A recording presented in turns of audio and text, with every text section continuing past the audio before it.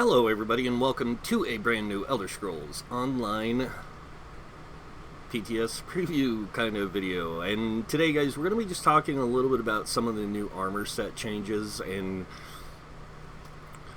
what I really think about them and how I feel about a lot of these changes.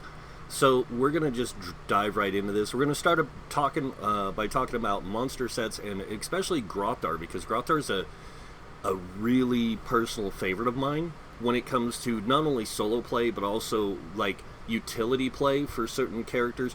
And when I mean by utility, I don't mean like slowing enemies, like debuffing enemies. I mean utility in how it can affect the play style of the character you're playing, and it's utilitarian effect for group play in the fact that it just brings this large AoE damage.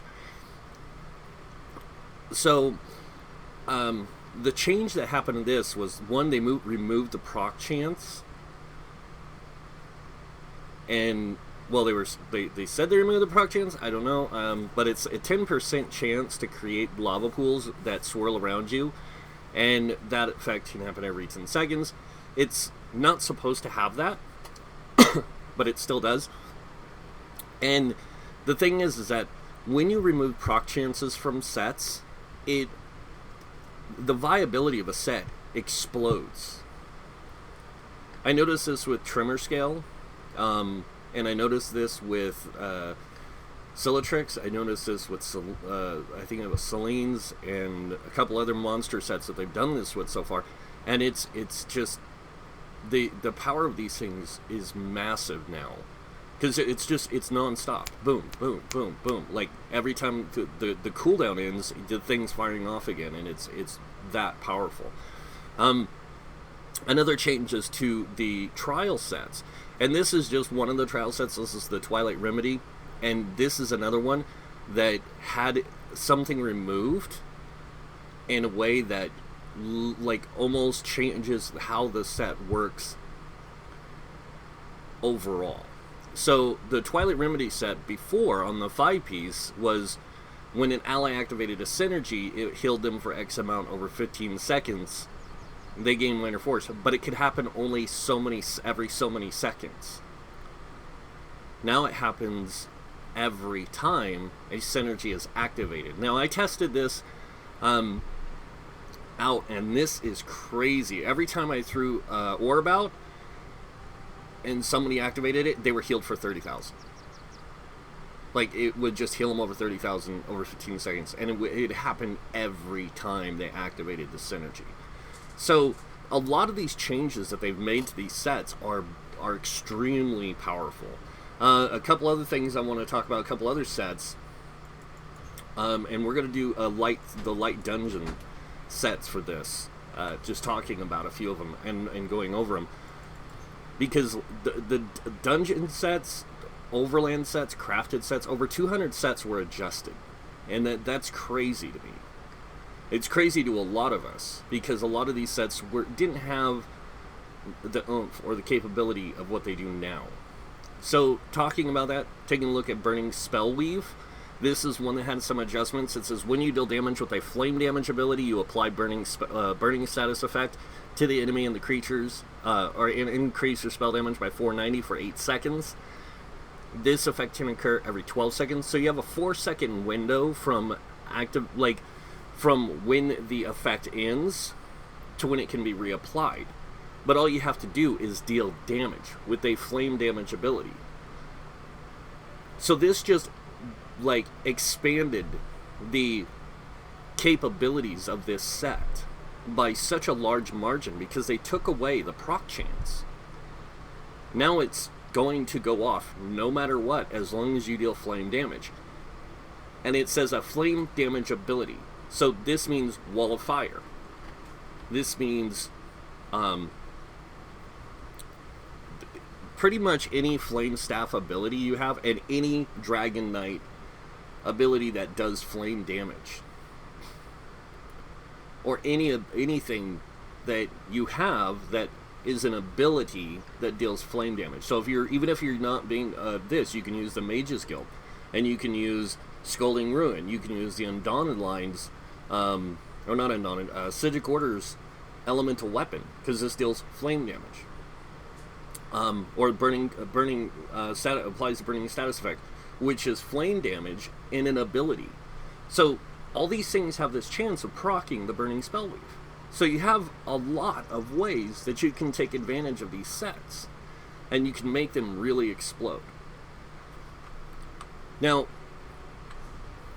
going on, of course, talking about more of these the light dungeon sets, some of the other ones that got changed besides, burning spell weave. Combat Physician. When you critically heal yourself or an ally, you grant your target a damage shield that absorbs X amount for 6 seconds. This effect can occur once every 6 seconds per target. Now, before, it used to be just every 6 seconds, and it would only apply to one person. Now it can apply to multiple targets every 6 seconds. That makes Combat Physician a really good set for, especially for beginners in this game. People that are beginning out doing dungeons or even moving into trials and need a set that is there to kind of help them get that extra layer of protection they might need to take on these challenges of multiple difficulties from normal, veteran, and hard mode. And it can help a lot when you don't have the proc chance, when you don't have those things that hindered the set before from slowing it down. Now, a few other sets that have been changed. Draugr's Rest was changed. Elemental Catalyst was changed. Flame Blossom was changed. These are ones that the proc chances were removed. Flame Blossom is another one that's really powerful. It says when you deal damage, you summon a line of flame that moves forward after 1 second, dealing 14,222 flame damage to an enemy in its path and applying the burning status effect. This effect can occur every 10 seconds. Now it has nothing. It's going to happen no matter what every time you deal damage. So it does expand on a lot of these sets and makes them have a lot more effect to them, a lot more capability to them, and they just stand out now. Another one that I want to talk about, besides Icy Conjure, which is really good now, is Lamia's Song. So this is one that a lot of people didn't use in the past, but now the way it works is it's actually quite powerful in its use. So this is another great set, similar to Combat Physician, to help get you started in running more difficult content, because with this, every time you use an ultimate, you and your group members within 20 meters of you heal for 27 health and restore 25 magicka and stamina for each point of ultimate spent. So for every point of ultimate spent, you give resources back to your allies. And if you're using a spell, such as and this is healing, so such as the Restoration Staffs, Light Champion, this is 125 ultimate. On some classes, 125 ultimate can be gained so fast it's not even funny. And if you're dropping this ultimate every chance you get, that's 125 times 25. That's a lot of resources you can give out to your allies. That's a lot of healing you can give out to your allies. Now, the heal cannot critically heal, but the other stuff, just giving the resources can be a lot for people. And this is what I'm talking about when I tell people a lot of the changes that were made to a lot of these sets is almost above and beyond some of the things we needed in the game. Light Speakers is another one. They adjusted the spell damage of your Restoration Staff abilities by 600 from 450 or something like that. So it's 150 more spell damage. That's a lot. And this applies, and this is how it used to work in the past. It would apply to your light and heavy attacks. It would apply to all your abilities that your staff does. So all your healing stuff. This is another one of those sets that can help a new healer bypass using other sets that can give them spell damage, so they can just have a way to use their resto staff to their advantage. And again, it just plays really well into the game's design and structure. Overwhelming Surge is another one that, it's a little crazy. So this one, when you deal damage with a class ability, you surround yourself in a torrent that deals 14-25 shock damage to enemies within 8 meters of you every second for 6 seconds. 15% of the damage you deal with this is restored to you as magicka. The effect can occur once every 7 seconds. So it lasts for 6 seconds, and it can happen every 7 seconds. So think about that. Anytime you use a class ability, you're going to activate this. Now, if you're using a Dragon Knight, you're using a Sorcerer, you're using pretty much any class character, you're going to activate a class ability. This is another one of those ones that it just like, wow, this is crazy. They took away the proc chance. So it makes it a lot better. Prayer Shawl's another one they did away with the proc chance, and they also increased the shield strength. So it says when you overheal yourself or an ally, and this is how the combat position used to work in the past. You would have to critically heal somebody at 100% health. Now it's whenever you critically heal somebody. But this one is when you overheal yourself or an ally, you grant them a damage shield for 5,797 damage for 6 seconds. This effect can occur once every 2 seconds. So that's really, really, really powerful.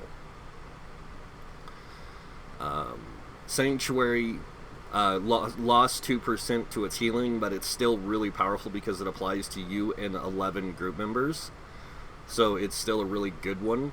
Scathing Mage changed, or did not change. It was Spell Power Cure.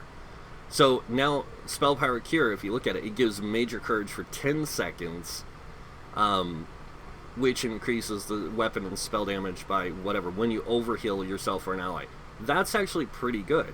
So a lot of the stuff, Worm's Remnant got a change. Now it does mag recovery to you and 11 group members within 28 meters.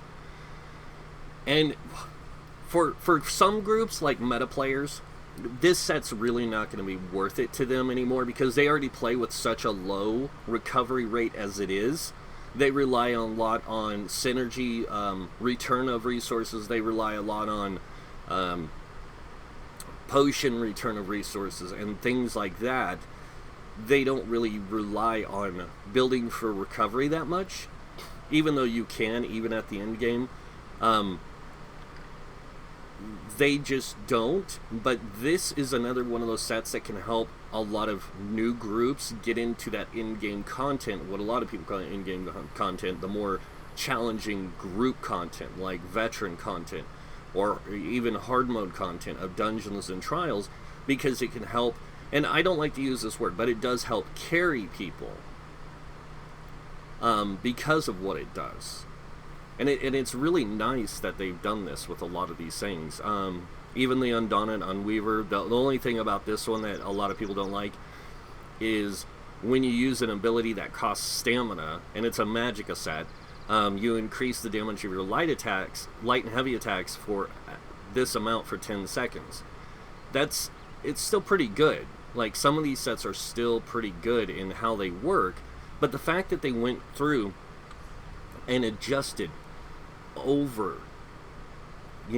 pretty much every monster, they went over every set in the game and gave it a better benefit. Like, Celine's still, is like, yeah, when you deal damage, you have a 15% chance. So it still has its proc capability, but even 15%, a lot of people think that's pretty low. It's not. Because if you have a lot of dots being applied, Celine's will go off all the time. The same thing goes with like Silatrix. This one used to have a synergy and it would go off all the time. Now it doesn't. And it's actually quite powerful because it has a stun on it and it has a AoE damage. So, but yeah, a lot of the changes they made to sets, again, to me are better in the fact that the way they work, for whoever might be using like Alhambris, this is a really great set. They increased the proc chance to 33%. So that was really good. Trying to think of some of these other ones. Bloodspawn did get an adjustment to the amount of ultimate return and the shield, the resistances it gives. Not by as much as what it originally had. The ultimate's pretty close to that, but it still has a 6% chance. And people don't realize, even on a 6% chance, if you're getting attacked by like 8 enemies as a tank, that's 1 in 8 enemies that has that 6% chance. So that 6% chance now gets increased by another pretty much 8. Because 1 in 8 has a 6% chance of activating it. And it's like, okay. So there is a lot of good that's come out of this. And there is a lot of negative. Some of the sets like didn't get massive adjustments. Like we're talking like 10 points. I think it was mostly some of the Overland sets that got these like weird weird changes to them. I want to say, and then Trainee is another one I'm not happy about, but I have to do some testing. But I do think that this is going to be one of those sets that now that it's considered a 3-piece set, there's a lot more that you can do with it, and the fact that it does give all 3 attributes at a decent amount, 1454 max health, magic, and stamina, that's an extra 200 and something, or 400 and something extra attributes what the stats normally would give you. So it's actually quite effective in what you can do with it, and it's easy to get. Like, this is a super easy set to get. The jewelry is probably the more difficult because you have to get it from chests on the starter islands or the starter areas, but it is a pretty good stuff. So like, but as I was again saying about the sets, like a lot of these set changes are for the better. And I think that's what a lot of us have been wanting, is some of these sets to have meaning and stuff. And somebody asked me about Bloodthorn Touch because I use this on one of my characters, and yeah, it goes off. Like, when you deal direct damage, you restore X amount every 5 seconds. This is every 5 seconds. You're getting 1,000 magic and stamina. Now, when you break it down into the math of how much you're getting per second, you're still getting over 200 per second. If you have a high recovery in stamina or magicka, this is a massive improvement. So this works really good on hybridizing characters. And that's another thing that it does. Like, a lot of these sets that they adjusted allows you to do more things with builds, especially like some of the crafted sets that give you like mechanical acuity and stuff like that give you that greater thing. Definitely now are more improved. So sorry, frog in my throat. But yeah, I do think that a lot of this, like Silks of the Sun, this is one a lot of people have been asking for them to put spell crit on for a while, but it adds 400 spell damage to your flame damage abilities. I know it doesn't seem like a lot, but that's a permanent 400 spell damage. So you put this on a Dragon Knight, running this in like Scathing Mage, or even this in Burning Spellweave, and you're going to have massive spell damage uptime. It is. It's just that good. So, Spinner's had an adjustment to its spell penetration. Just a minor amount. I think it was like 10. Cerebane's Grip.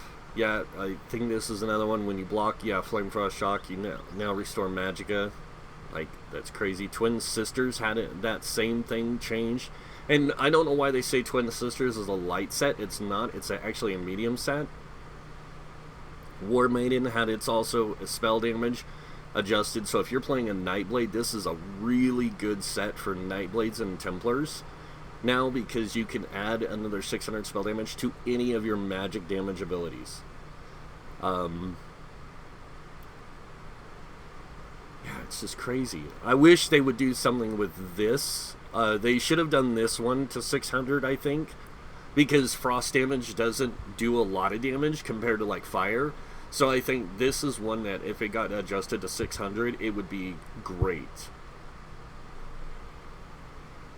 But yeah, a lot of the sets that they did touch on this, I do feel needed it, and I do feel like Bahara's Curse is one also. Now you can get this in light, medium, and heavy, but they basically increase the amount of damage it does. And if you can see, it does 1,228 magic damage every second and heals you for 100% of the damage done. It also reduces the movement speed of the enemies hit by 60% in a 3.5 meter radius around you. It's really good. Like, it is a really great set to keep enemies at bay, especially when you're solo playing and you need that extra heal, or you need that extra damage. It's a good set for that. Bright Throats had an adjustment. While you have a drink active, your max magic is increased, and you get increased magic recovery as well now. So Crafty Elfique had an adjustment to the amount of magic. Mad Tinker had its proc chance removed. This is another great, powerful set, especially for beginners, like people starting out, because it's easy to get. You do have to own the Clockwork City DLC, or you have to buy it from a guild trader, but it's an overland set that drops, so it's easy to find. And you could use this on 5-piece body as a new player, and now you have a set that gives you this 10% chance to summon the proc chance is gone now. I don't know why some of these still show the proc chances, but they removed the proc chance. So you summon this Fabricant all the time, every 8 seconds. But yeah, that's pretty much it for this video, guys. I just kind of want to give my thoughts and opinions to the changes, because I really didn't get a chance to do that in the video that I did where I talked about them. And I do feel like a lot of the sets, the changes were definitely for the better in long run. But we'll have to see, because there is a lot of damage output now from our characters because of this.